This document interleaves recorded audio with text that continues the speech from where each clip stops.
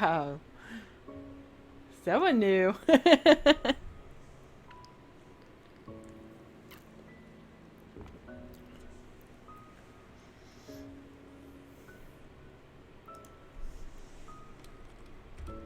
Hi there.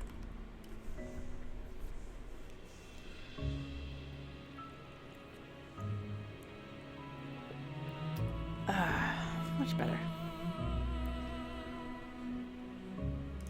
I'll make sure I have that with me. But, for anybody that might be joining or not joining, I will be only streaming for an hour and a half. Only because after an hour and a half, my throat starts getting very dry. And I want to make sure things are right. Hello there, girls for life. How's it going? Let me know if things are too loud or too low.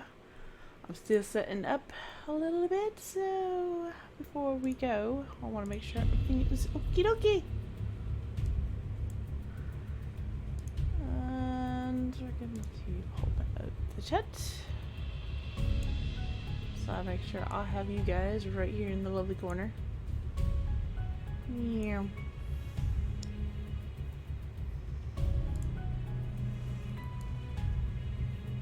Everything looks good so far.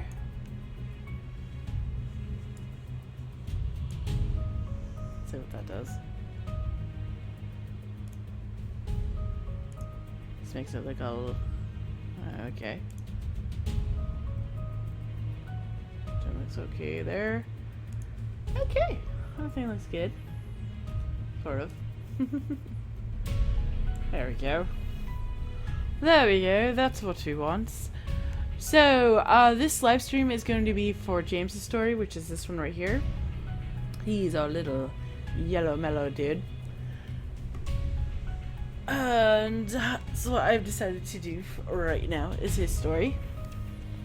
So, without any further ado, and hopefully we get some more people to join us soon.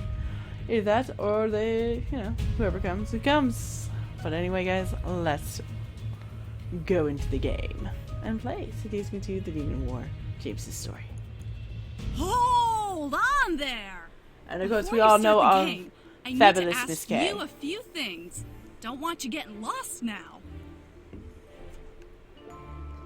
First of all, have you read the first story, Seduce Me the Otome? Like, seriously read it.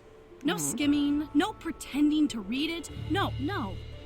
It's okay if you haven't, but there are a lot of things in this game that you won't understand unless you fully experienced and understood that story first. Yes. I have read that story first, and all the other ones first. And I basically have skimmed through this one of all the stories to unlock things for when I first started to play Sam's story, just to unlock so I have some things to basically upload for you guys. That's the only thing I'm missing. But if you guys do want to Seduce Me the Otome, that one is free, so you can check that one out in Steam. Really good. Really, really good. So I'm gonna tell her yes. Oh, okay. You do know And this I'm gonna is be James's skipping. route, right? Yep. Oh, awesome! Anyway, I have one last question for you. Some people like hearing the trigger warnings before they start games, while others don't really care and just want to play. It's cool either way, but do you want to know about some of the content listed in the game? Hello there, Rosa Cortez. How's it going? I'm gonna have to, like... Hold on a minute. That's better. Now I can see you guys. I'm gonna tell her now. I'm good. Alright then.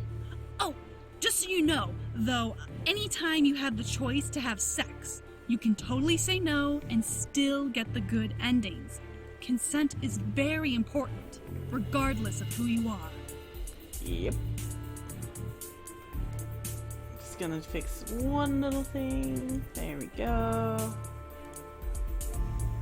And then... There we go. There we go. That's what I want.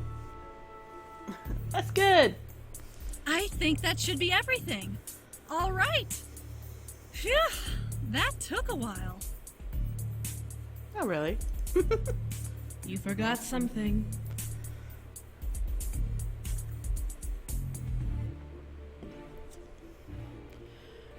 Huh? What did I forget? You forgot about the disclaimer. Oh, crap! Oh, how could I have forgotten about that? It's fine, I'll take care of it. This game was produced by Michaela Laws using the Ren'Py visual novel engine. We truly hope you enjoy this story. She is an awesome storyteller. Thanks, Diana. Now, don't you have a war to go fight? I do. I just wanted to make sure everything was in order before the story began. I'll take my leave now. Thanks, Di. Do not call me Di. I think that's a premonition of saying, don't call me die, because I don't want to die. Anyway, we really do hope you like the story. Have fun! See you at the end.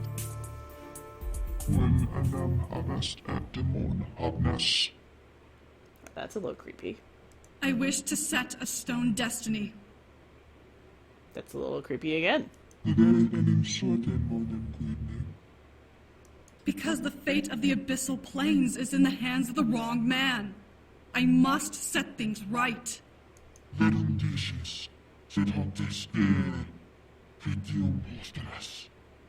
I come bearing my life force as the price. Take as much as you desire, as long as my request is fulfilled. Well, right now I'm a little puzzled on who is like making this request.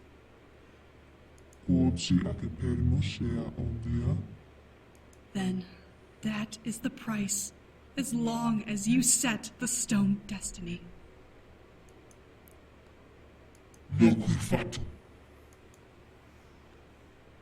Anybody else confused right now? Because I'm obliviously confused. My name is... I'm leaving it as Mika. I'd almost forgotten. I clung to it by a single thread, knowing that if I let go, I'd be lost in a dark void, never to return. Why? Why was I so worried about my name? Welcome, Elizabeth. Welcome to my live stream. How's it going? Well, it was the only claim I had to reality. Really? I'm gonna screw up already, right up the get-go? Really? Really, me? What is wrong with me? It's reality. What is wrong with me? Why can't I just say it? Reality. Did you? Rewind. Right stuff from your memories. We're starting over. Well, it was the only claim I had to reality, especially when I was behind bars. For some reason, I was in a cell. I didn't know why. I didn't know how I got in there. All I knew was that I was in it, and that I was chained to a wall by shackles on my ankles.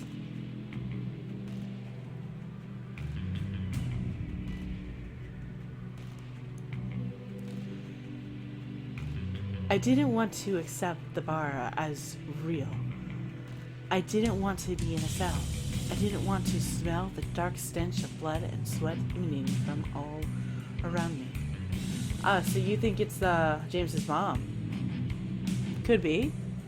They don't really say. Yet. Turn it up. Okay. Is that my voice or the music? Or the game?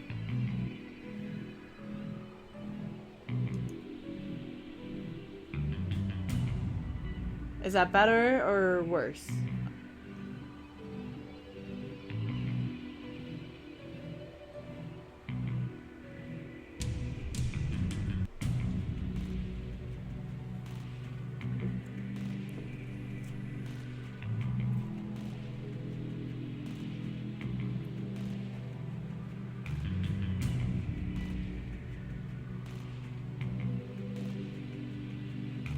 Okay. Okay, so, with that being said, we're gonna continue on. But I had no choice in the matter. No matter how many times I examined my surroundings, they remained the same. I was in a cell in a dimly lit stone dungeon. The walls were unfriendly, and the shackles around my ankles provided no comfort. The rags I was forced to wear barely fit, and I felt filthy. Voice? Okay. The voice is as high as it is. I'll just get a little closer. Is this better? Better or worse? Why was I here? I didn't have the answer. All I knew was that I was trapped. Oh wait. Oh, I have a feeling I did something. Hold on a minute. Shit. Yep, I did. Ah. God damn it. Better? Hello, Enemy Ann. How's it going? Better with the voice a little bit? I'm going with you on this because you're the one that was hearing my voice too low.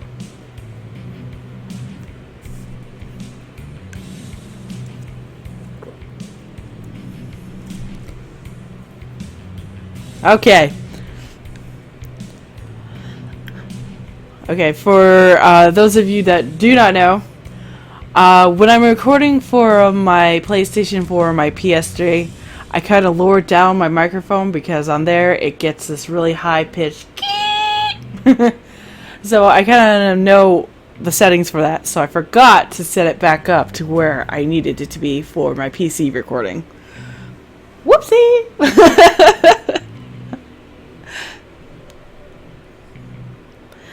Why was I here? I didn't have the answer.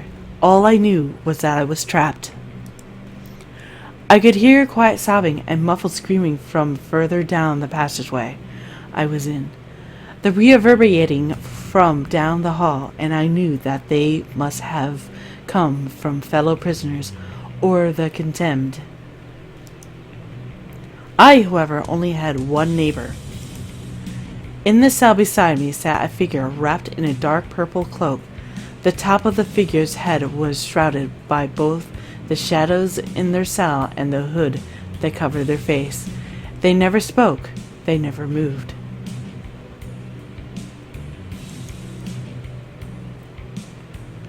Don't worry about it. You're all good. Were they dead? I watched them closely for some time, but I never saw their body inhale, exhale, or show any signs of life. Hello there, Guro Cortez. I have no clue how to say your name. Guro Cortez? I got that? I have no clue. Were they dead? I watched them closely for some time, but I never saw their body inhale, exhale, or show any signs of life.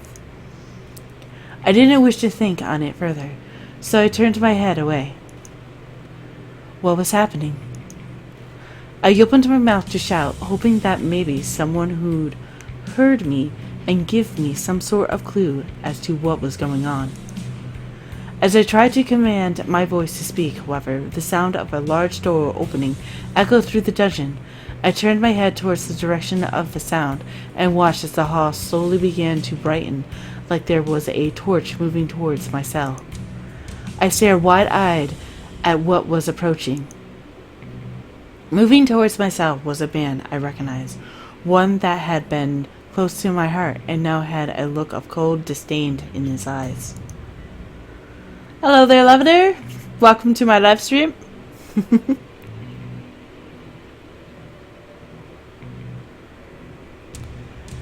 My chest pounded as his name reverberated in my head. James. He was still in his human form, but his voice reverberated with demonic echoes and waves sending shivers down my spine. His tone was cold and unfeeling, as if I was not someone he loved, but someone he despised, with every ounce of his being. You still live. I'm surprised. Suddenly, from the cell beside me, the cowled figure jumped up and slammed into the bars, gripping them as they snarled at James. I stared, now able to see who had been hidden by the cloak. You piece of filth! How can you dare show your face again? Diana?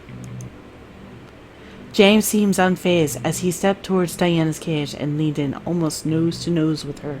And you live too. How resilient you both are. We're not so weak as to break under your chains, traitor. After all, unlike you, I carry pure Lilith blood in my veins. And that human, the one you love, is more powerful than your pathetic mind can fathom.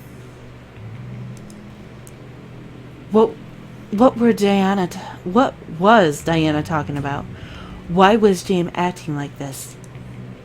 I opened my mouth to speak, but felt something hold back my voice. It was as if a vice had been tightened over my vocal cords and denied them any chance to create sound in my throat. James smirked and gripped Diana's chin, making her snarl louder. Anyone can be good. It just takes time and patience, both of which I have in abundance. Fucking monk! James tightened his grip on her chin, digging his fingers into her jar. Yeah. That's a new one. That's a new one on me. It's not jaw, it's jar. We're gonna dig his fingers into his jar. God damn me. Oh well, whatever. It can be jar. She can have a jar mouth instead of a jaw.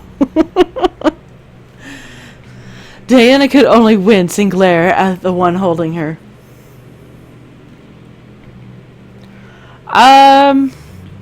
I don't really know how to put voices more louder on the game voices.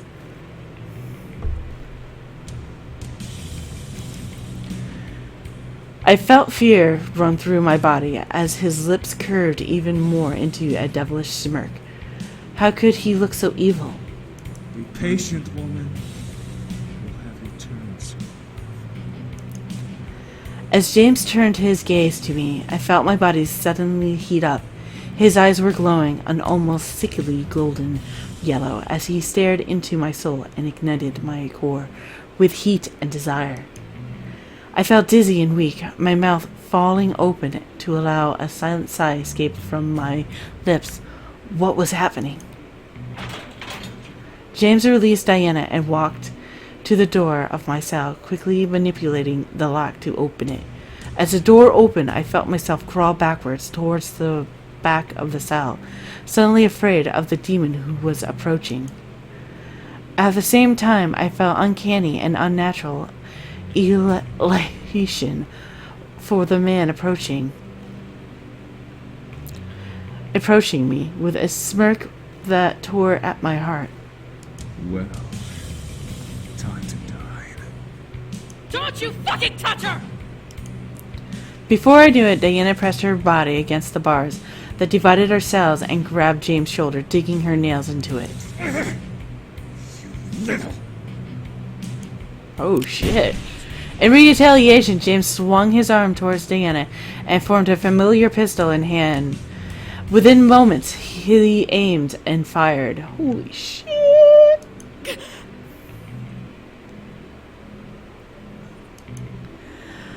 I could only watch as Diana jumped back and held her chest, blood oozing from between her fingers onto the ground. She stared at James in both pain and surprise before crumpling to the floor and exhaling the last breath she would ever take. My mind was caught in a frenzy of emotion. While I felt shocked, terrified, and mortified at what had happened, my mind continued to dance in the desirable waves that ran through my body. Why couldn't I control myself? The pistol in James' hand disappeared as he let out a sneer of irritation. Damn it. James then looked at me, towering over me as I both cowered in fear and melted against the back wall of my cell. Looks like you'll have to give me twice the amount of energy from now on. As James began to step towards me, I felt hot tears run down my cheeks while I panted like a dog in heat. Oh shit. Oh shit. Shit is getting real here. Ooh. I wanted to scream. I wanted to tell him not to hurt me. My voice began to press against the vice, holding it, wanting to explode out. James' shadow consumed me, and I let out a scream. Then I woke up. I sat up in bed, panting wildly as my heart pounded hard against my ribcage. I gripped my hand over my chest, feeling my pulse beating underneath the skin in a frantic rhythm, in time with my hastened breath. I heard the faint echo of my scream bounce through the room as I let reality sink in. It was a dream, and I was awake now. Everything was okay. Everything was... What? My heart froze, and I felt my body tense up at the sound of James' voice beside me. My heart-heated cheeks reminded me of the tears I had shed in the dream, and who had caused them. I shot my head to the side to see James, the man whom I loved, but also the man who terrified me, looking at me with a face painted with concern and worry. Love, are you okay? Get away from me! I couldn't control myself. I quickly rolled out of bed and pressed myself back against the far wall, staring at him in absolute terror. James only stared back at me, still shocked and now troubled. He didn't move, most likely not wanting to frighten me further. Hello there, Valentina. I do have a link. It's in the description.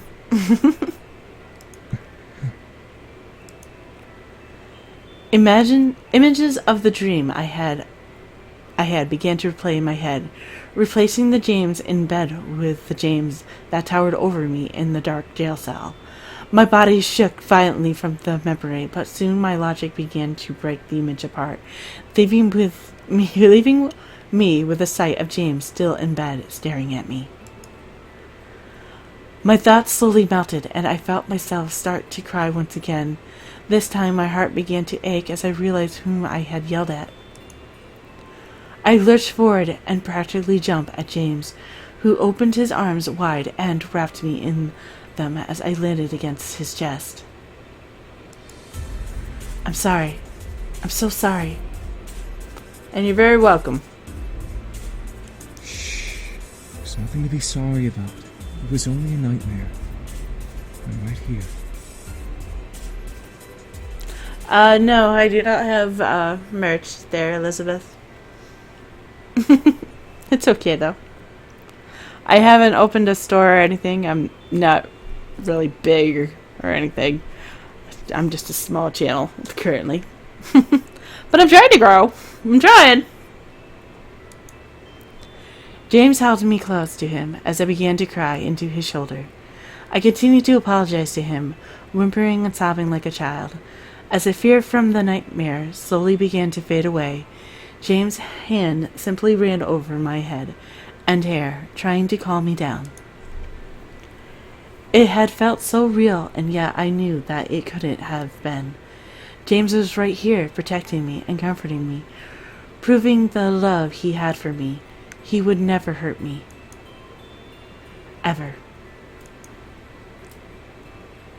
Eventually, I was able to calm down, and I looked up at the man holding me as he gently smiled down at me. Are you all right? I nodded, earning a small squeeze of his arms around me. I naturally cuddled closer to his body, desiring more of his warmth. What time is it? James gently hugged me tighter to his body as he looked over to his nightstand at his phone, which was docked in a fancy speaker charger. It's 3:40 a.m. Oof. Bad time to have a bad nightmare and wake up around that time. Woo! We still had a few hours before our alarms were set to wake us. Crap. Why did I have to have nightmares and wake both of us up? I gripped James' shoulder and looked up at him apologetically. I'm sorry. I know you need your sleep. Please don't worry about it. My beautiful fiancée is much more important to me than sleep. As he said fiancé, I couldn't help but feel my face heat up, letting a blush run along my cheeks. It was true, I was his fiancé. He had asked me to marry him a couple of months ago, and I had accepted his proposal, wanting to be his wife. Just thinking about the idea of being with him forever made the imaginary butterflies in my stomach dance around happily and flutter their wings against my heart. It was a dream come true. His love and warmth assured me that my nightmare was just that. He was my wonderful husband-to-be, and I was going to be his wife. My body couldn't help but shiver in happiness. James caught the shiver and gently ran his hand up and down my arms. Are you feeling cold? No, you just make me happy, that's all. As I leaned up and kissed James' cheek, he smiled and kissed mine in return. His warm lips sent another euphoric shiver down my spine, and I felt joy run through my veins. I truly loved James. It wasn't long, however, before I felt something gently brush against my hips. I looked down as James cleared his throat in embarrassment.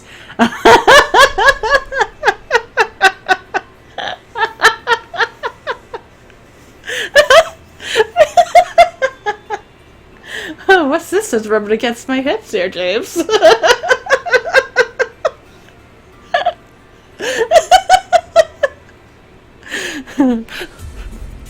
What is this thing?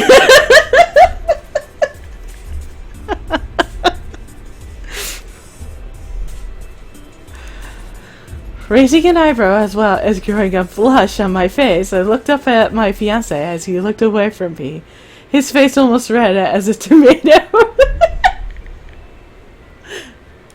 I'm sorry, I can't exactly control my, excitement when you say things like that.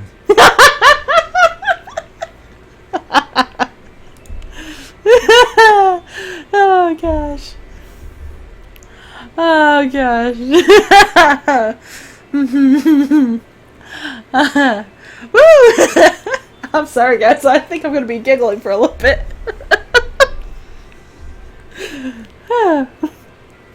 Alright. Alright, I'm coming.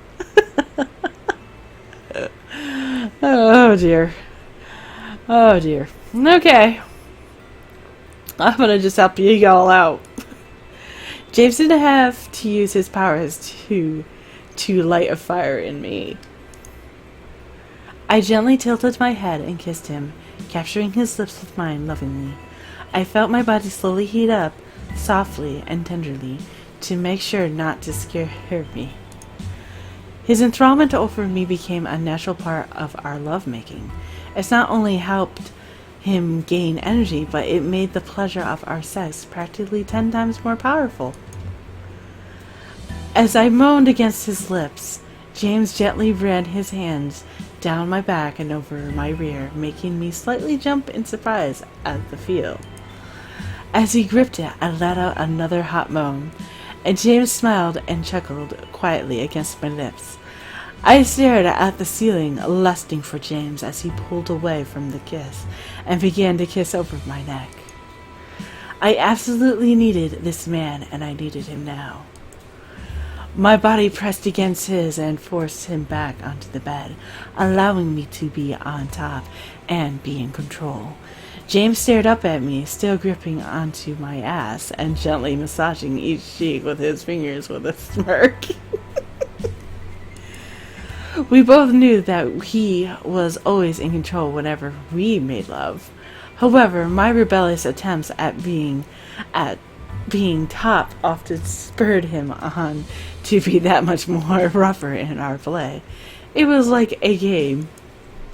Still, I like to think that I tried valiantly and not in vain. I moved my hands back and took his off me, lacing our fingers together and pinning them to the bed beside his head. They didn't fight back. against my hold, but James' face continued to intimidate me with a playful smirk and a dominant gaze. Oh shit. I gently leaned down and captured his lips, grinding my hips against him and showing him the heat and desire I was feeling for him. His hands tightened around mine, and I felt him gently grind back up into me and letting his own desire rub against mine. My body forced me to pull my lips away, making me bite my lower lip in pleasure at the grind before suddenly feeling myself being flipped over on the bed with James smirking over me. God damn it. I didn't care. I wanted him to take me in whatever position he ended up in. Wrapping my legs around his waist, I pulled James close and leaned my head up, brushing my lips against his. What are you waiting for? Take me. As you wish. Within mere moments, we went from grinding each other to moaning each other's name as we made passionate love. Our clothes were thrown about the room, but we didn't give a damn. We were busy. It's alright. We're not taking calls. We're busy, you know. Every moment pushed moans and gasps from my lips, building towards a beautiful high as I moved against him and made him feel the same. Our sex wasn't just to feel pleasure. It was our bodies melding and moving together in perfect harmony, with each moan professing our love for each other. There wasn't a single moment of silence between us, letting our love echo through the room. As we finally escaped in ecstasy for each other, we held each other tightly, not wanting to let go of one another. James had pulled up our covers over our bodies, and I had made his chest my pillow. James ran his hands through my hair, his heated and worn-out breath matching mine, as we both fell back into the darkness of sleep.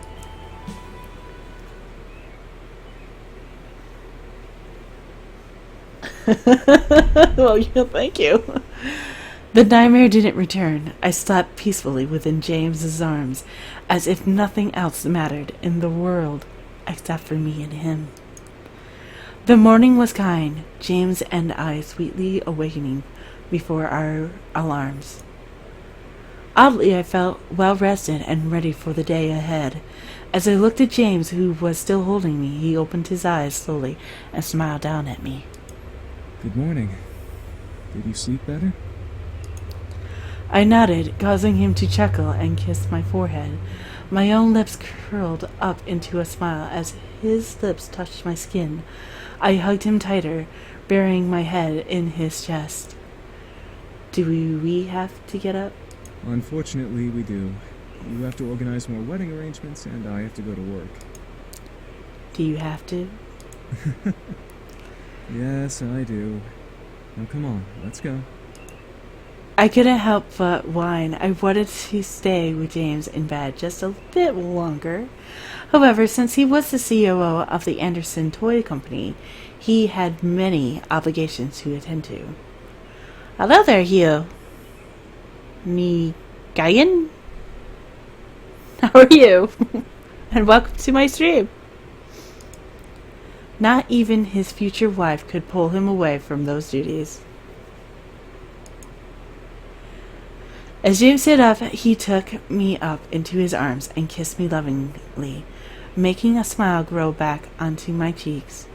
I couldn't be annoyed for long whenever he kissed me. We went downstairs and had breakfast together before James went to work.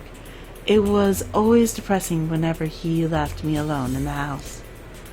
However, he was a CEO and I was currently still in school, getting a degree. Luckily for me, all of my courses were online, so I didn't have to leave the house to get the degree I wanted. Attending classes in pajamas was always better than having to put on regular clothes. Oh yes. I stretched and yawned, still slightly tired from waking up in the middle of the night. As I thought about the moment, I couldn't stop. As I thought about the moment, as I thought about that moment, can I just get out those friggin' words out of my doggone mouth? I couldn't stop with images of my nightmares flashing through my mind. Quickly, I shook my head. I'm gonna take a drink. Maybe that will help.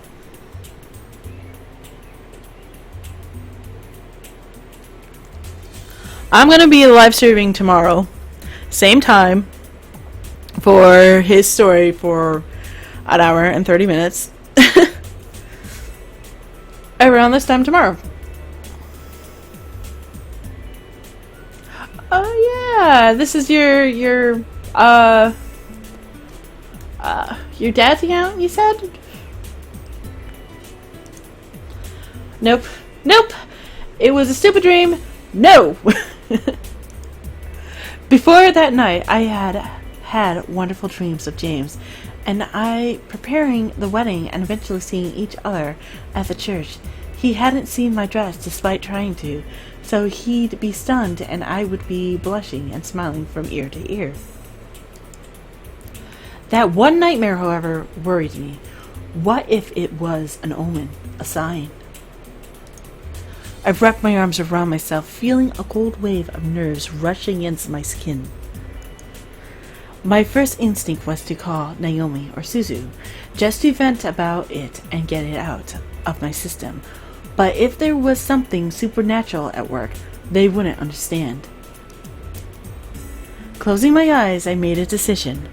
I took my phone out of my pocket and dialed a number onto my phone without looking at it before bringing it up to my ear. The other line rang a couple of times before I heard a voice answer at last. Hi, Sam. What's up? Crap, I didn't know Sam was still sleeping. Sam, is Carrie awake? Dude, why are you calling? Sam, you dork. Give me the phone. I know it's her. Doofus, calm down.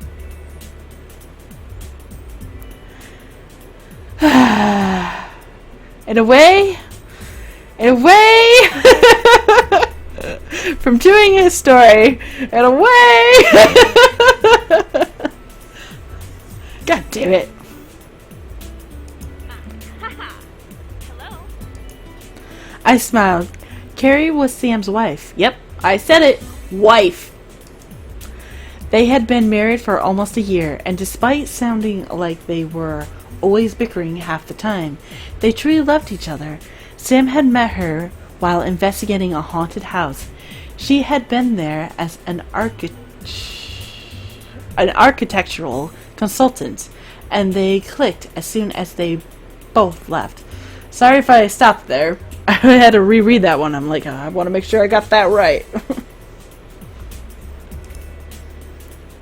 What was even more surprising about their relationship, however, was that Carrie knew what he was before he even confessed it to her. Apparently, she was a witch, a person who had been granted permission to know about magic and other worldly creatures by the angels and was gifted with both demon and holy magic. Ooh, there's a little background story on Carrie. I only got to know about other third-worldly creatures because I was in a relationship with one and was marrying him. Hey, Carrie, are you free right now? Huh? Well, I kinda just got out of bed, but let me check my schedule, okay? Give me a sec. I heard Carrie climb over Sam at one point, making him swear at her before he groaned in defeat at the situation. After a couple of book flips from the other line, Carrie finally cheered. I don't have anything scheduled for work today, so I'm all free. What do you need? Wedding advice? No, not that. Mind coming over? I kinda want to ask you something. Sure thing. Sam's got work today. It'll just be me. I'll even bring some pizza and stuff. We can have a fun girls' lunch. What do you say? Sounds great. See you soon. The phone call ended, and I let out a sigh. This would be good for me. Carrie might be able to help clear things up. I I decided to clean as I waited. The mansion was huge after all, and it never stopped collecting dust. Ugh. Soon enough, however, Carrie came by with 2 pizza boxes in one hand and a large bottle of pop in the other. I couldn't help but feel my stomach gurgle at the delicious smell.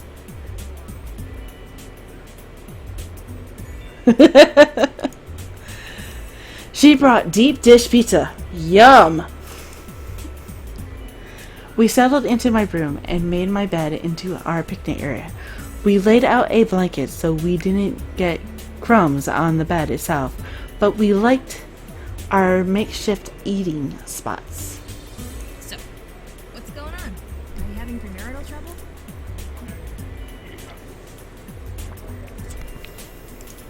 No, it's not about our marriage. Well, Carrie tilted her head at me, wondering what was the matter.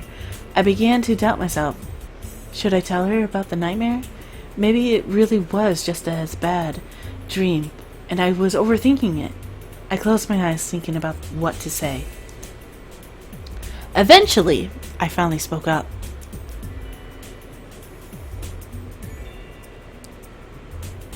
So,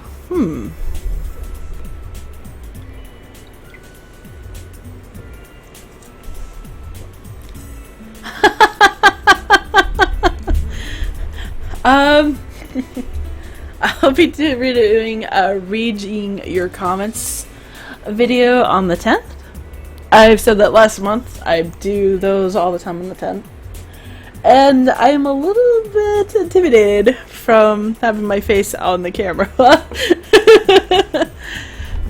But when I do the reading your comments video, I definitely do have a face cam. A nightmare. Was it really bad? I nodded, remembering how horrified I was in the nightmare, and visibly shivering at the memory. Carrie frowned and poured me a glass of pop.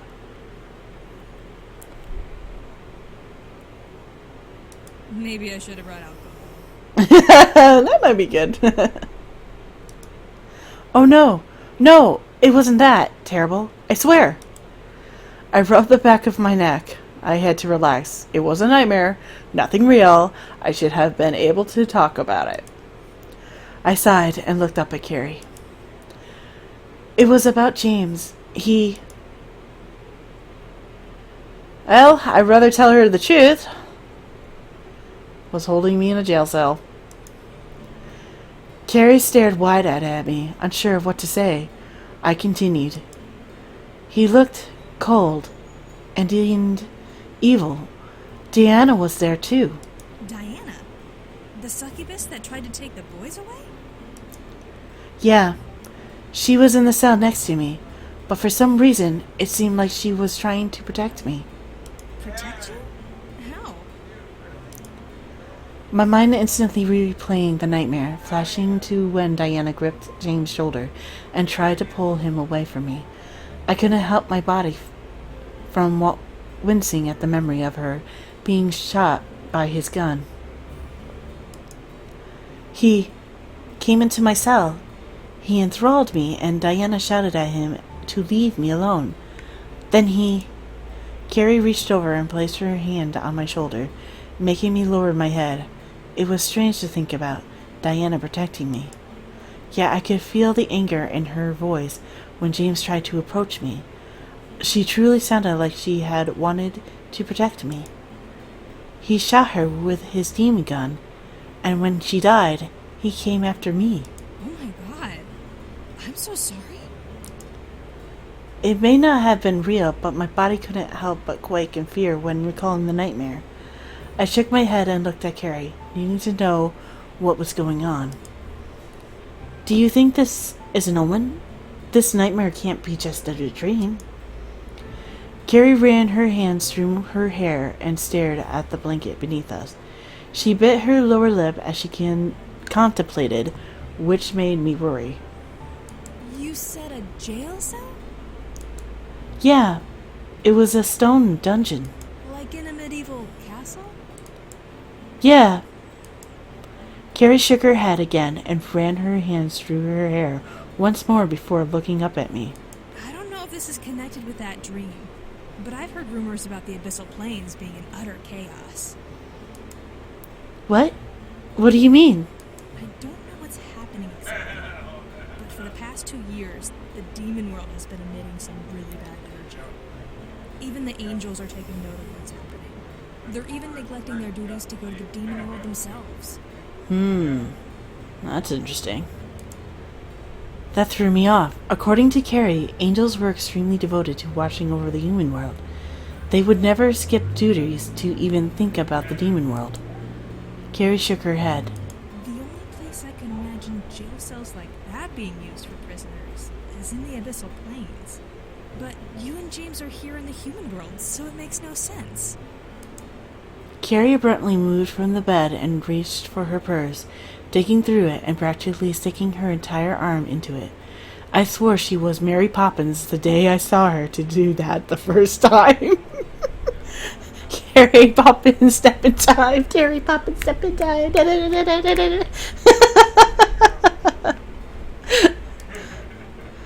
Apparently it was a demon-branded bag called the Endless Satchel, only found in the demon black market of the human world. It wasn't just a bag on the inside, it was a void. You could stuff anything in there and be able to pull it back out with ease as long as you pictured it in your mind. I gotta have a bag like this. That would be moving so much easier. Carrie pulled out something wrapped in dark green silk. As she unfolded the cloth, she revealed a deck of cards. On the back of each card was a black pentagram with small, almost unreadable markings around it. On the face, however, were different hand-printed images that helped me recognize it as a tarot deck. Sorry. They were worn, but they still emanated a power that made a shiver run down my spine. It's been a while since I've used this, but it might be able to shed some light on the situation. I watched as Carrie held the deck against her chest and closed her eyes, muttering to herself. She then lifted the deck to her lips and kissed over the top card before shuffling it. The card practically danced and glided between her fingers as if they were alive when she shuffled them in her hands. Eventually she stopped, and the deck settled together in her grip. She gently drew 3 cards from the top of the deck, setting them face down in front of her, and placed the remainder of the deck on the nightstand. She flipped one over, revealing a wheel with multiple symbols on it. As I stared at the card, the wheel seemed to spin on the face of the card, making me slightly dizzy. Ooh, mesmerizing. That's not really good. Wheel of Fortune. Carrie mumbled to herself as she examined the card. The Wheel of Fortune? Could this be about the demon world changing? No, it can't just be that. Someone changed something in the past and disturbed the fate of the abyssal planes. I looked at the card, taking note of what Carrie said out loud. There was many things that I knew that I had personally changed. I wasn't destined to get that Anderson Toy Company. I felt the boys and learned about magic, and I was going through a big change in my life with my upcoming marriage. Carrie moved her hand and flipped over another card, revealing a figure with a sword in one hand and a scale on the other. Staring at the card, I swore I heard angry whispers in the air around me. Justice? What could this be about? Could the change in the past be something so big that it demands justice's attention? My mind began to replay every choice I made in my life. In fast forward, my decision to let the boys stay, to defend the boys against Melik, to stand up to Diana, everything rolled past my thoughts. Was one of those decisions one I shouldn't have made? I didn't get to think on it long as Carrie flipped over the third card. As it was revealed, both Carrie and I gasped. The King of Swords? But that card is not supposed to look like that. Look, okay. Whoa! Whoa! Whoa. A king figure sat on a throne with a large sword in its hands. In his hands. He's now an it. I'm sorry. As if he was ready to attack the viewer. However, the card looked like a black and gold demon I recognized. James? The picture, despite being simple and powerful enough to make a shudder run through my body at the sight. As we stared, however, the nightstand that held the remaining cards began to quake, forcing me and Carrie to look over in surprise. Why do I want to see this happening? What the? The tarot cards on their own burst upward and began to fly through the air frantically. The sounds of battle and war emanated from them and raged through the room, and Carrie quickly moved to shield my body with hers as she covered her ears. I covered mine as well, but that didn't stop the sounds of blood and clashing swords from digging into my senses. I could almost feel the heat and danger of the image of war that sounds were painting against my skin.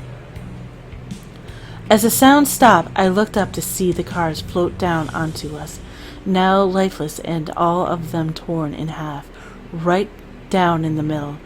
As they landed, however, I stared in shock at what I saw on each half card. Wait, I gotta read that again. I'm sorry, guys. As they landed, however, I stared in shock at what I saw on each half card's face. Carrie looked up and gasped as well. Impossible. So this is what we're seeing, huh? So we're seeing our demon. And I'm assuming this is us? And it's like our love is being torn in half? It's the Lover's card. That's what it is. What? On half of the card, I saw a girl that had my hairstyle with streams of tears running down her face, reaching out towards the torn edge. On the other, I saw a weeping boy with James Demon's horns and a crown on his head. He was reaching back towards the tear that divided him from the other half of the card where the girl I was. Sometimes I wonder. My heart practically stopped. Was this really happening? I couldn't believe my own eyes as I stared at the cards in front of me.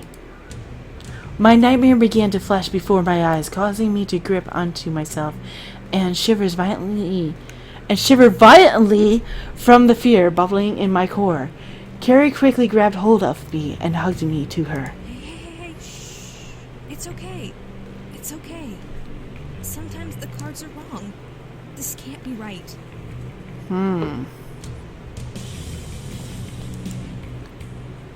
How could I believe her? I was staring at multiple torn cards showing me the exact same message. I gripped to Carrie, feeling extreme fear and sadness run through my body. Hey, look at me. I looked up at Carrie. She gave me a small smile as she squeezed me gently in her hug. Magic is fickle, okay? The cards aren't always correct. Fate can always be changed. Remember that. I knew she was trying to make me feel better. I knew that there was something going on. However, as the thought of my marriage came up, I knew that I'd have to calm down eventually.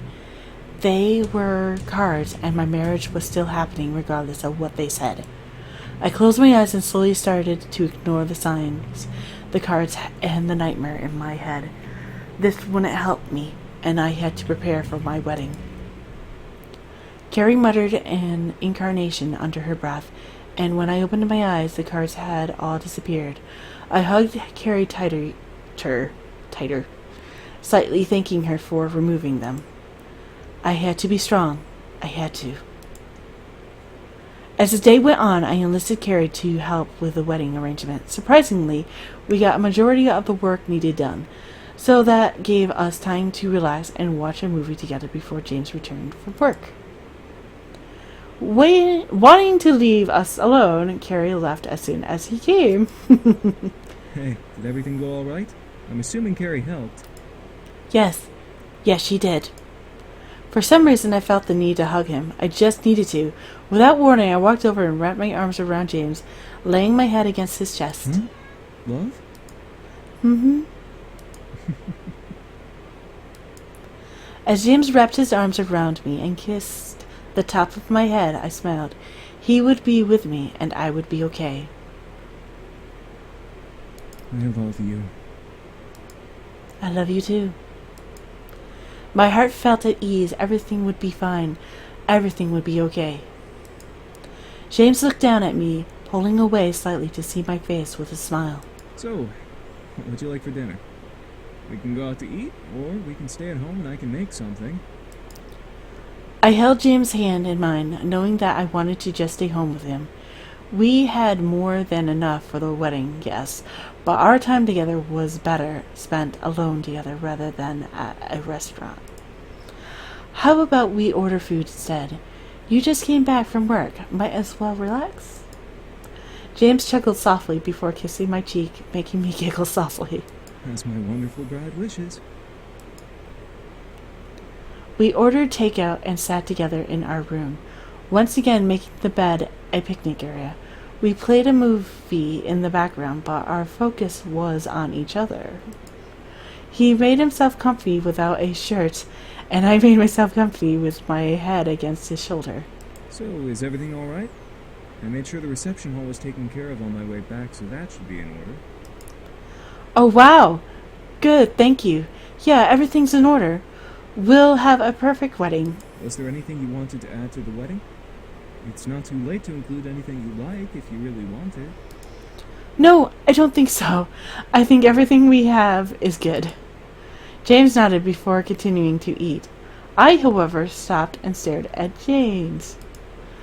I was really going to get married to him. It was strange to imagine that I was really about to swear my life to someone for all times. It was like a dream come true. Why would I ever let something stupid like a nightmare shake me from it? Screw the nightmare. I was going to live a dream. I gently moved my food to the nightstand and placed a hand under James' plate, making him stop to look up at me. I softly pulled it away from him, placing his food next to mine, before crawling over James and sitting over his lap. Okay. Promise me something? Huh? Anything. Promise to stay with me forever? It seemed like a simple and obvious promise, but I wanted to hear him profess it. James continued to look up at me silently and understanding my need to hear it, and wrapped his arms around my body. I promise to stay with you forever. Until the end of time? Until the end of time. You can't break your promise to me ever. I would never dream of it. James moved a hand up and tenderly caressed my cheek, making me nuzzle into his hand and close my eyes. You're the one I want to spend my entire life with. I will give everything and more to you for as long as I possibly can as your husband. I felt tears slowly run down my cheeks, which were soon brushed away by James' thumbs. I nuzzled further into James' hand and held his wrists, almost hugging his arms to my chest. Is the nightmare you had last night bothering you? I couldn't help but nod in reply. Frowning and biting my lower lip, I didn't want it to bother me. It wasn't worth it. I knew that James would stay with me and would never hurt me. James gently wrapped his free arm across my back and pulled me against his chest, moving his head to nuzzle my other cheek comfortingly. Do you want to tell me what happened, or will you be okay? I moved to wrap my arms around James. I wasn't sure if I wanted to tell him at all.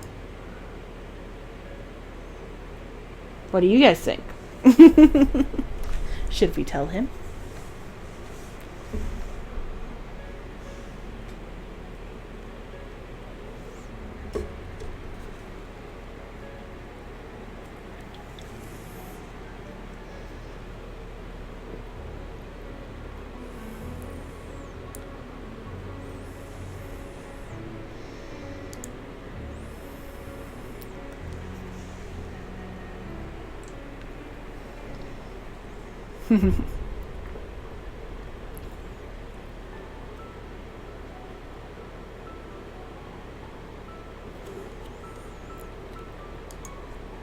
gently pulled away from him to look into his eyes.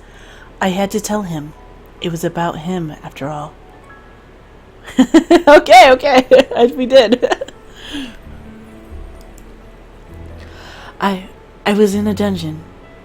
I was there with Diana. Diana? Did she try to hurt you? No. Actually, she was trying to protect me. From who? You. James stared surprised at me, but remained silent as I continued. You came in and enthralled me, but it wasn't like you usually do it. It was forceful, and I didn't want it. But I was under your control. Diana tried to stop you, but you shot her. Then, you came for me. For some reason, a weight was lifted from my shoulders. It was a terrible dream, but James deserved to know.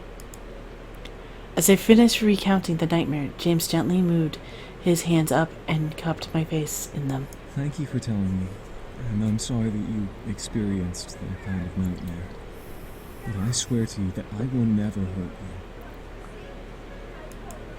I let myself become lost in his amber eyes. Believing every single word he said, I could feel the love and care in his voice, and his warm hands assured me that he would protect me from harm. I'm going to take a drink because my throat's getting a little dry.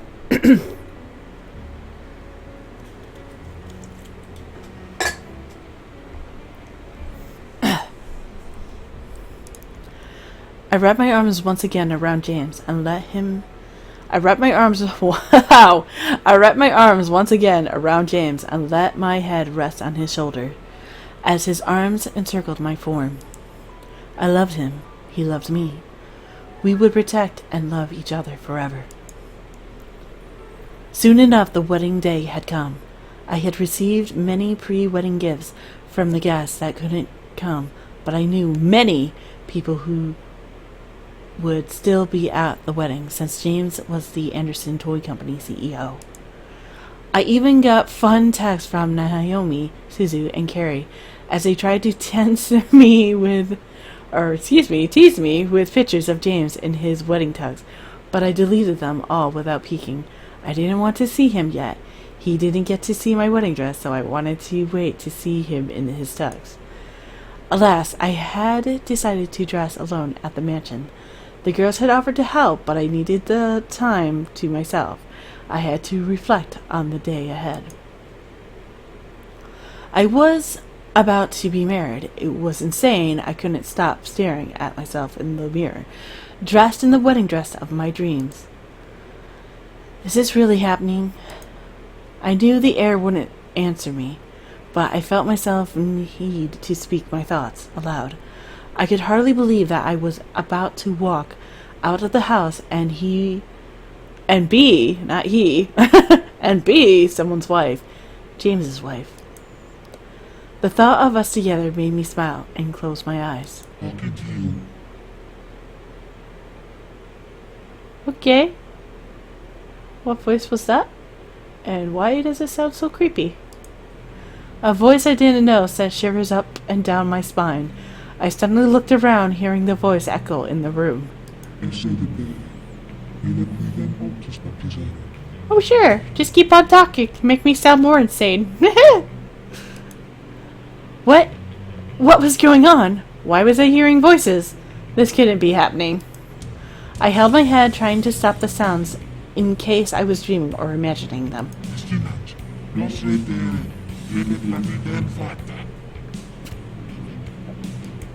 Stop! Stop! Stop!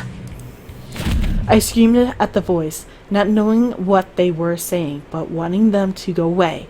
What I didn't realize was that my screams let out some sort of spell that seemed to freeze the air around me.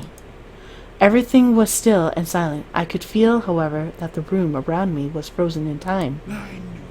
I knew it! That girl has demon magic. Oh dear. Hello there, Roosevelt Cortez. Welcome back. What the? And quit talking and let's take her! The demon lord will be so pleased. Who? Before I could turn to search for voices, I felt hands grabbed hold of my feet, and I looked down and lifted my dress. The doggone imps are peeping up there again. 2 pairs of evil-looking hands had taken hold of my ankles, reaching through a dark red and purple pentagram.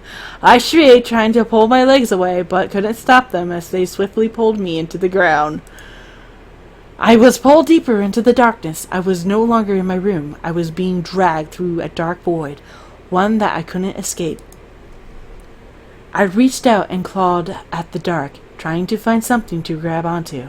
I tried to pull my legs away from the hands that were holding them, but couldn't pull free. What was going on? Why was this happening? Someone help me! As if someone had heard my screams, I suddenly felt the hands let go and disappear, leaving me to float in the darkness they left me in. I shut my eyes. Please let this be a dream. Please let this be a dream. I finally felt a surface under my feet, and I collapsed onto it, my body curling in on itself from the experience I had.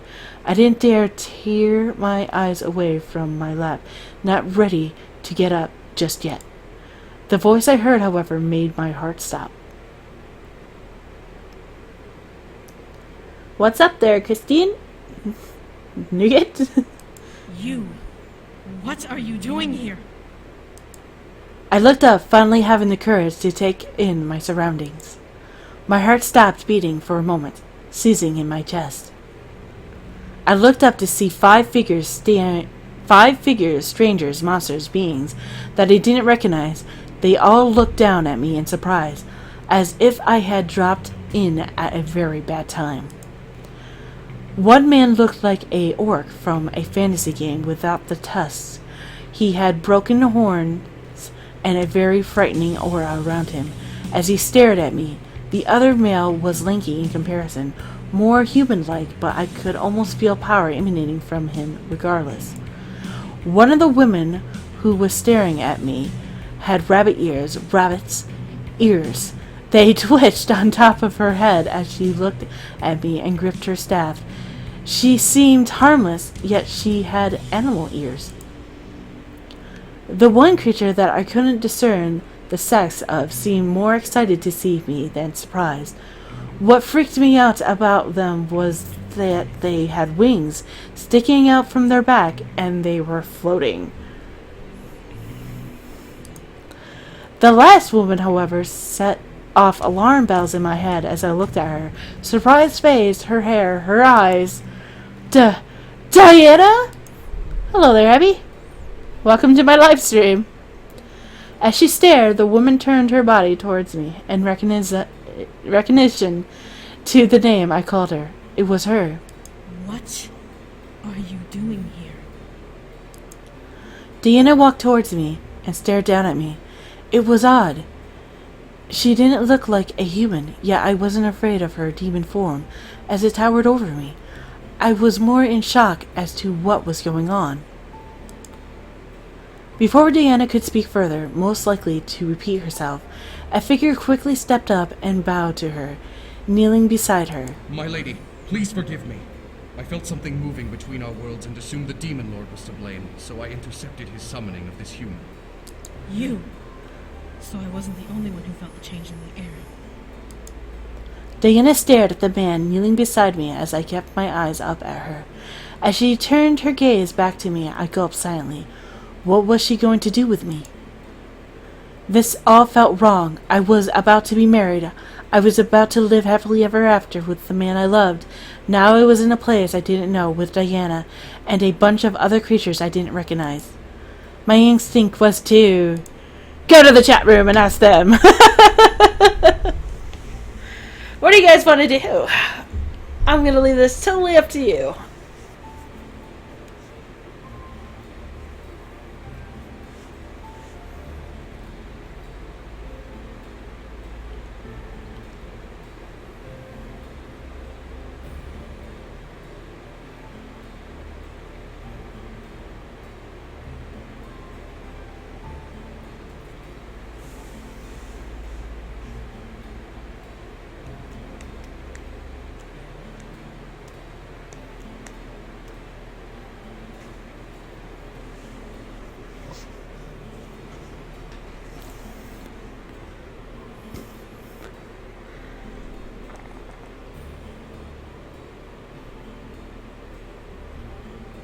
Alright, we'll stay still.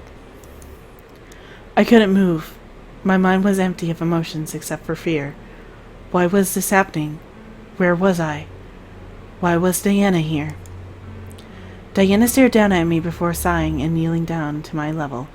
As she settled onto her knees, I leaned away from her, unsure of what she'd do.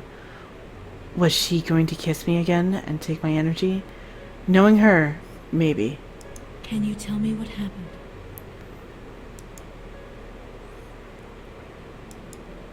I didn't want to speak.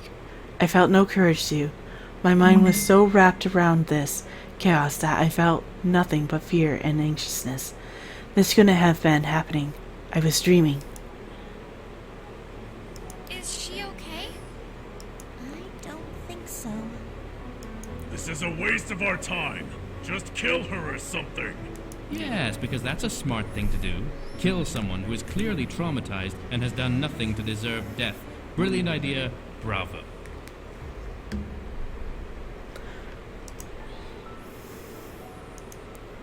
Diana continued to stare at me, waiting for me to answer. Why? She didn't cast a spell on me, nor did she attack me. She continued to wait and stare. Slowly my mind began to sink into the situation. Diana was willing to listen. Was she willing to help? That was another question, but first I had to answer her. 20. My voice didn't want to answer still, so I forced myself to nod, wanting to answer her somehow. Diana smiled softly, which conflicted with my memories of her. She never smiled like that, yet she was now. Diana held out her hand, ushering me to take it. Can you stand? I nodded again and took her hand, standing up at last. I looked around at the other beings in the room. They all kept their gaze to me, unsure of what I would do or say. Diana, however, led the conversation. First, can you tell me what happened to you? I took a breath, recounting everything that happened.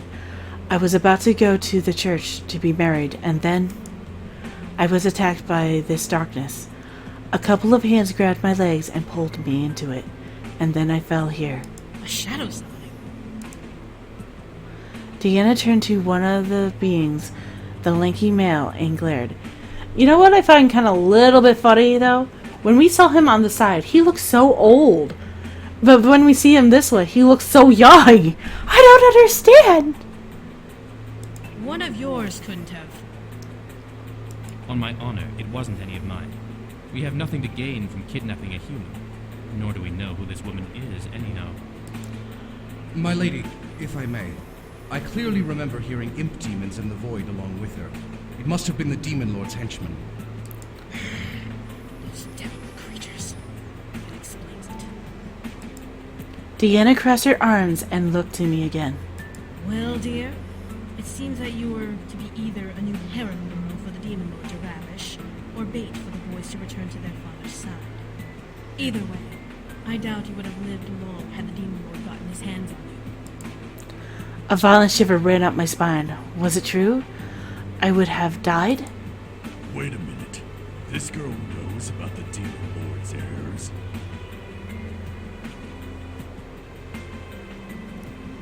Yes.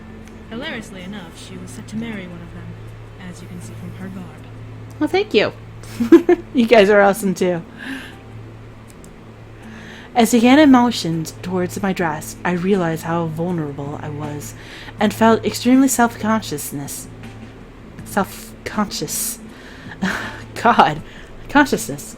We won't be self-conscious, we'll be consciousness, you know? We're gonna be just, conking ourselves out. No, wait, that's unconsciousness, isn't it? Oh, man. I wrapped my arms around myself as Diana let out a sigh. Well, since you do not belong here, the obvious thing to do is to send you home. I couldn't help but stare wide-eyed at Diana. She was really going to send me home? Really? I couldn't believe my ears. You will really send me back? Of course. It should be easy to do once everything is in order. It'll be like you never left the human world. Wait, Like I never left the human world? What do you mean by left the human world? Diana stared before chuckling softly and gesturing to the room and being within it. Dear, do you not realize where you are? You are in the demon world. That should have been beings that should have popped out of myself, and I said be. Well, I don't know. My mind went blank. It couldn't be. It couldn't be in the demon world. No way. No way in hell. I felt myself back up against the wall behind me, suddenly afraid I was in another world. How? That was impossible. Diana stepped towards me, both of her hands softly trying to show me. Diana stepped towards me, both of her hands softly trying to show me meant no harm, as she positioned them in front of her body. Do not panic. We will send you back now, so there's nothing to worry about. How will you power the spell? Bringing someone here is no easy task, but sending someone back consumes much more energy. I'll use what energy I have now and rest. We can organize the siege another time when I fully recover. It's not like the Demon Lord can escape the portal we've trapped him in, so we do have some time to spare. You'd waste time and energy on this human. We must strike now while the Demon Lord is weakened. But the human doesn't belong here. She needs to go home. Shall I prepare the return spell? Do. I grant you permission to use my energy to power the spell.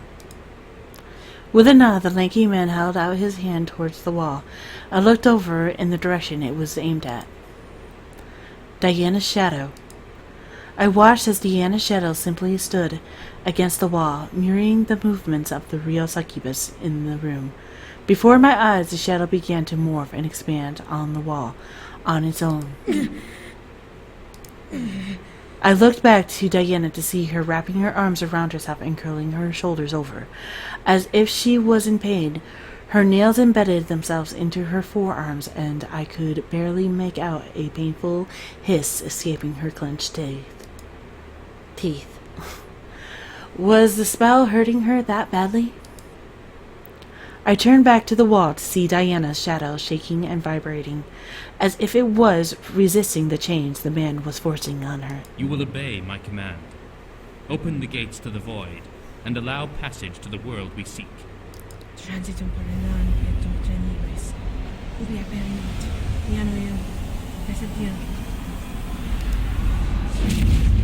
Upon Diana's final word, her shadow burst and expanded into a oval-shaped doorway. I stared wide-eyed at the passage before a hand placed itself on my shoulder, forcing me to look over. The one with the spear gently pressed my shoulders forward and looked down at me with almost a stern face. You must leave now. The faster you leave, the quicker we can close the void. Go! Go! Go get married! I quickly nodded and lifted the bottom of my dress, stepping forward to make a run for the passageway. However, before I could bolt towards my freedom, a snarl echoed through the room. How dare you interfere with my summoning! We've been interfering with your summoning for Sam, Matt, Eric's, and now James. So yeah, we're gonna interfere some more. At that very moment, Diana began to scream, arching her spine and throwing her head back around her body, were red-tinted bolts of lightning flashing and shocking her form. No! Human! Use the passage! Now! He didn't have to tell me twice. I bolted towards the portal, diving forward as I neared it, but I was forced back by a burst of energy and a flash of red light. I fell to the floor, almost slamming my head onto the stone.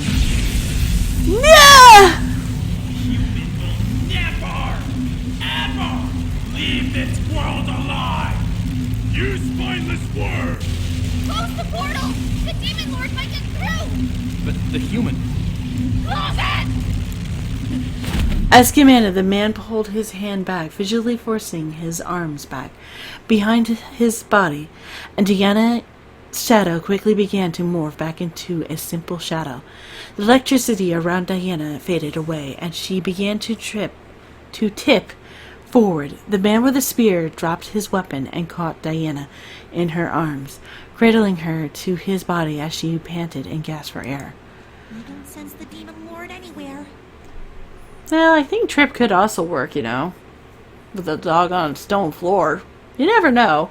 She could be a little bit clumsy. The worm has to scurry through the shadows to try and fight back. He'll be dead soon enough. How is she, guard? Diana seemed to be look uninjured, but her body was twitching from the aftermath of the magical attack. Her visible eyes was shut tight as she dug her fingers into the guard's jacket to cling to him. As her eyes opened, I saw not a blood ruby red color, but I saw a cold and unfriendly golden color painted over her irises.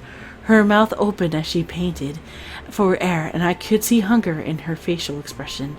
But she continued to stare at the wall, not wanting to make eye contact with anyone. There are no physical wounds, but she's been weakened.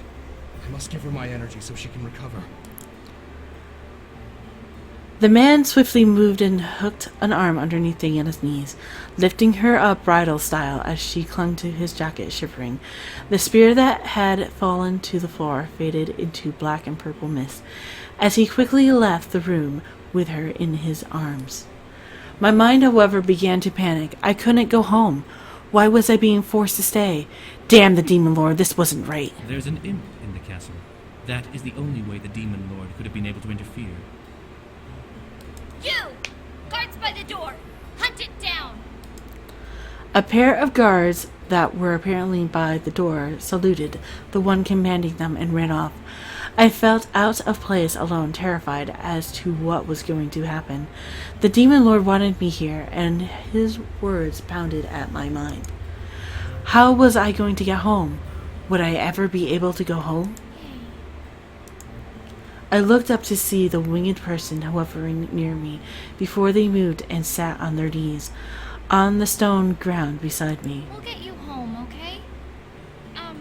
Diana just needs a little rest, okay? She needs more than rest. She needs to use a different spell to send her back. The demon lord will expect her to use the shadow spell again. How about the normal way? I'm sure we can connect to a witch, or even the warlock she used before, to reopen a portal to the human world. The warlock she used to get to the human world died, remember? And he was the most powerful warlock in the human world. Practically a god himself. What other human could be used to open a portal without another human dying?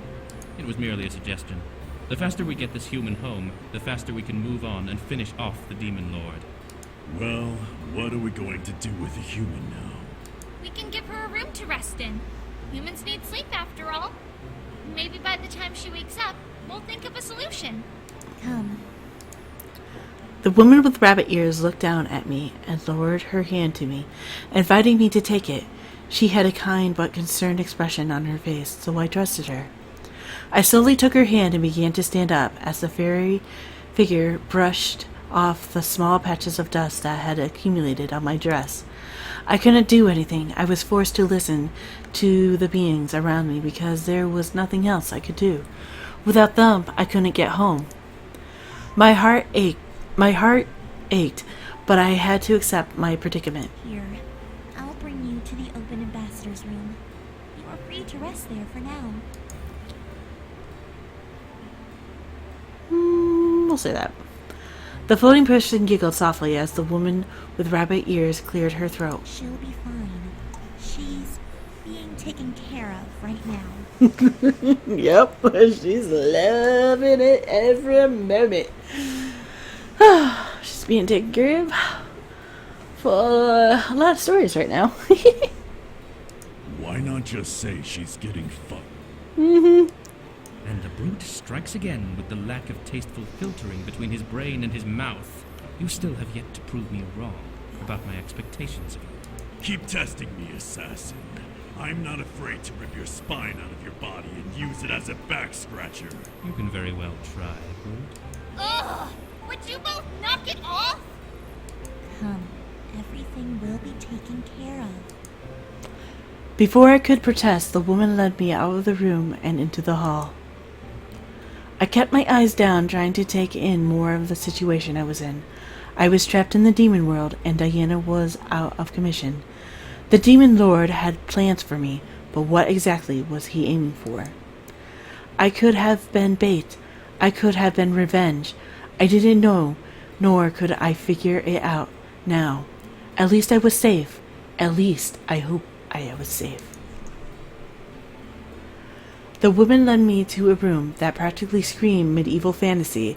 Everything was clean, but it still had the old-age feel, as if no one had ever stepped foot in the room until that moment.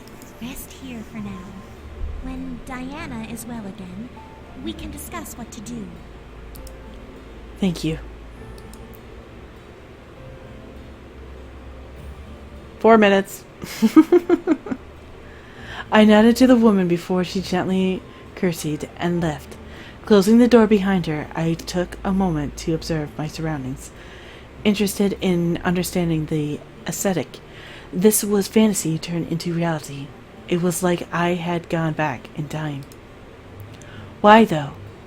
Was the demon world really that behind in the times? Or did magic supersede technology, and this was the result? Despite the situation I was in, which was beyond heartbreaking and terrible, my curiosity began to fester in my mind, as if I was given a golden opportunity to learn something new. However, my thoughts began to drift, and I felt myself becoming weak and dizzy, no doubt from the shock and trauma I had gone through. I stumbled towards the bed, needing to sit down and let everything settle in without passing out. As my rear hit the mattress, however, I let out a small, pleasured sigh. Holy crap, this is a comfy mattress! I felt myself fall back, and my entire body simply melted into the softness beneath my body. It was like I was sleeping on a cloud. Was that possible? Demon magic may have had something to do with it, but I was certain that I was drifting into almost a blissful sleep just by lying on the blanket and mattress. Not caring that I was still in my dress, I closed my eyes and drifted to sleep. I needed the rest since Diana wouldn't be available for a while anyway. Darkness surrounded my mind, my dreams remaining silent and hushed in the cool and calm black. No nightmares appeared and no sounds were made. I was simply resting, and that was all my body needed. I let my thoughts wander in my subconsciousness, thinking about what was going to happen now. What will the boys do when they realize I'm gone? What will he do? I imagined him finding a way through to the demon world and pulling me back to where I belong, wrapping me in his arms and swearing never to let me go. I would be relieved and would be married just as we planned. How unrealistic was that? I had to be realistic now. I was stuck, and the only one who seemed to be able to send me back was Diana and her companions, whoever they were. I had to trust them, whether I liked it or not. Eventually I did rise from my sleep, somehow fully refreshed and calm. How could that have been? Did you have a good rest?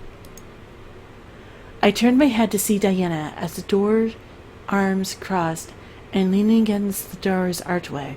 She had a look of concern and pure curiosity on her face as she awaited my answer. Yes. Good. A good rest is always important, especially to humans. Anyway, guys, I'm going to leave this episode right here. We will pick it up tomorrow night at 8 o'clock again. Have a little delay, so I'm going to, between 8 and 8:30, I want to make sure everything is sounding perfectly before I actually begin the next time around. So, anyway, guys, if you do like this live stream of this episode or this video, please remember to give it a like. You can always share it with your friends, and you can always drop me a line down below, and I will catch you guys in the next video. Talk to you guys later.